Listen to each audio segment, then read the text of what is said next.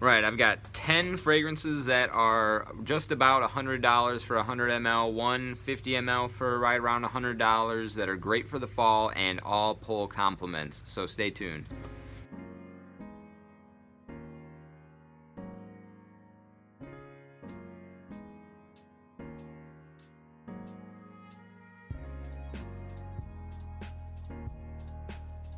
Peace be with you, everyone. Welcome to my channel. My name's Trevor. Really grateful to have you here. And today's list is going to be 10 fall fragrances that are right around the $100 mark that you can wear this autumn, and they've all gotten me at least one, if not more, compliments. So I'm going to dive right into the list with this first one here, a little bit of a hidden gem. I think it's been recently discontinued. The official distributor is no longer selling it on their website, but you can still pick this up for a really good price on Fragrance Net at the moment. This is Robert Graham's Valor. So sage, coffee, and amber is what you get with this one. Very nice aromatic sage with this very unique balancing act that it does with the amber to tame the gooey sweetness that provides, and then one of the best photorealistic coffee scents that I've ever gotten my nose on. This is incredible stuff. Really shame that it has been discontinued, but one of the reasons why I wanted to make the list was to sound the alarm on this one and recommend picking it up this fall for 2023. Also, another thing too, I think most of the fragrances on this list do not have clones, so this is really a great lineup for the autumn of mid-range priced fragrances. So moving into the next one, this is the only one that you can only get the 50 ml for under 100, but you can a lot of the times get this 100 ml for like 115, and that is the only niche fragrance on the list actually. This is Serge Lutens Chergui. So hay, tobacco, and honey are going to be some of the main players in this fragrance. It is just a delectable kind of gourmand, but its sweetness is also tamed back a little bit by this hay accord that gives it this very dry, earthy component. And the honey also adds a certain type of sweetness to this that's not your typical sort of vanilla tonka sugar per se. Oh, incredible stuff. Definitely one of my favorites in my collection overall, to be honest. So certainly get your nose on this one, at least buy a sample this fall. This is Serge Lutens Chergui, and like I said, about $85 for the 50 ml. Okay, another crowd favorite, also rumored to be recently discontinued, but you can usually find this for right around like $105, I want to say, at the discounters. But this is a really nice powdery green fragrance. It's got Angelica, I believe, bergamot, really nice pillowy style fluffy musk, some tonka bean, amber, yeah, just like a nice slightly green tinged powdery vanillic quality fragrance. This is Prada Luna Rossa Black, really popular one for the autumn. A lot of female reviewers really say that they love this one in particular, and while not one of my most complimented fragrances in this list, it's definitely one that has gotten me some attention. So this is Prada Luna Rossa Black. Like I said, one of the more expensive ones in the list, but also rumored to be discontinued, so get your nose on this one this autumn as well. Okay, another classic. This one for the 100 ml usually goes from anywhere between 60 to 70, and it is a safe blind buy, I would say. One of the tried and true in the community, and a big compliment puller for me personally. This is Dolce Gabbana's The One Eau de Parfum. As you can see, you got a really big dent in here, one of my staples in the fall time. Probably won't be reaching for it as much this autumn just because I've got such a bigger collection, but this was one of my first fragrances ever, and really just have a lot of good scent memories tied to this one, especially in the fall time. Big compliment puller, nice amber, ginger, tobacco, beautiful, beautiful, rich, dense, elegant fragrance. Just got done doing a full review on the Eau de Toilette. Go check that one out over here. But this one definitely well worth your $60 to $70 at the discounters. The One EDP. Alright, next we've got this one. You can actually find, it's borderline a cheapie, but the 100 ml is usually around like $60, I want to say. And this is Mosquitos Toy Boy. So this is a rose-based fragrance for men. There's some really nice sort of spicy sweetness going on, like a fresh, spicy, sweet rose. Not really like a jammy rose per se. I really get like more of a green, bitter, cold quality out of the rose in here, but it is very dominant. This is a bit feminine leaning, but I like to wear this in elegant situations where I have a little bit more of a gentle touch, like when I'm dressed up in a tux or something like that. Beautiful, beautiful fragrance, especially for when the weather first starts having those cold snaps, whether you know, transitioning into the spring out of the winter or into the fall from the summer. This is a gem of a fragrance and a compliment puller, Moschino's Toy Boy. Alright, a few left. I think the only blue fragrance per se in this list, this is Narciso Rodriguez Bleu Noir EDP.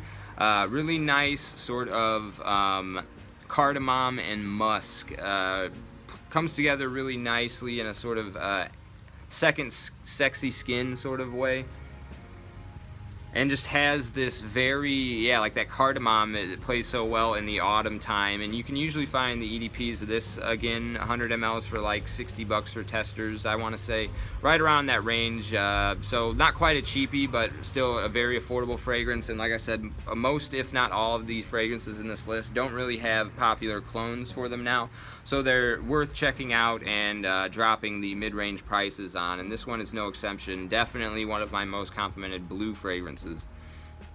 Okay, now this one is one that has a number of flankers, and every single one of the flankers is going to be great for the fall time. They all are right around the $100 price range, but I decided to just feature the Eau de Toilette here.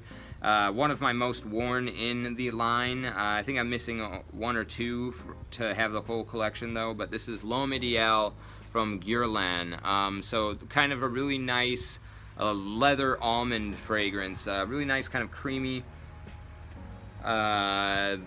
bittersweet almond with some leather and some nice aromatic touches. I think there's some rosemary in here. Lends itself to a slight herbal green balancing act with the almost too sweet, would be too sweet almond if not for the elegance that was crafted into this by Terry Wassier. Really one of the best you know, mid-range price fragrances. I think you can usually get the EDTs for like $60 to $70 as well, so definitely recommend this one. As you can see, based on my wearings of it, I really do enjoy it quite a bit, and has gotten me numerous compliments. Okay, got a few left here. This one, again, you can usually find it around $100. I've seen it for quite a bit under that. If you have a Costco membership, I think they have them for quite a bit under $100. But if not, they're usually at like $110 at the discounters, I want to say. And this is Martin Margiela's Jazz Club. So I would have about half of this missing. This is a backup bottle. I actually dropped one of my bottles of this after it was about half done, so I lost about 50 mLs of my first bottle of Jazz Club because it broke. Very sad moment, but normally I would have quite a big dent in this because it is just a beautiful sort of very boozy tobacco leather fragrance. It's just captures the essence of what it's trying to do with a Jazz Club very well. And then it's got this incredibly nice, sweet vanilla coming in with like some of these more bitter elements from the booze and the leather. And it is one of the most like seductive fragrances in my collection. The type of reactions that women give me with this are oftentimes there's like a certain element of longing in their voice, like when they give compliments on this fragrance. So definitely check this one out. Perfect for the fall time. This is Replica's Jazz Club. Okay, what have we not covered here? I think two left. Iris being one of my favorite notes, and this being one of the only complimented Iris fragrances I have. I mean, I love Iris. I know how popular it is in the community, but a lot of my Iris fragrances usually don't pull compliments, but this one does, and I think it's because it has this very nice designery texture to it. I don't know how to describe that exactly. Maybe it's something to do with one of the base notes being Isoe, Super, and Broxton. I'm not sure. Also, there's like a really nice woody facet to this that a lot of other Iris fragrances don't quite have. This is none other than Givenchy Gentleman Eau de Parfum Boise. So Boise meaning wood in French. This definitely has that little bit of an added ruggedness, I want to say, like almost like an outdoorsy textural feel, blending beautifully with some like kind of cacao powdery iris. Very gentlemanly for sure, and like I said, one of the only complimented Iris fragrances in my collection. The only other one I think I've gotten compliments on is Poker Face from Ted Lapidus, which is seeming to dry up at online discounters and even eBay right now.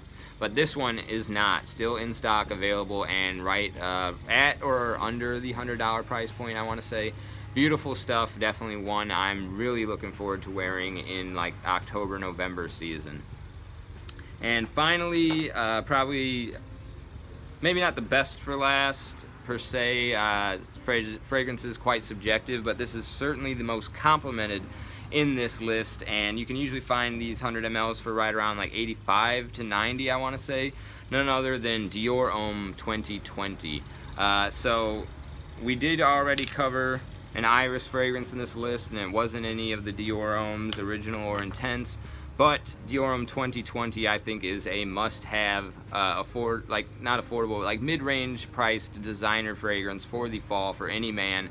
Incredibly versatile, incredibly dressed up or dressed down. It can be casual or elegant. It is just such a great fragrance. Despite passing on Iris with this new rendition, I think Dior hit it out of the park with this, and it has easily become one of my go-to fragrances in general.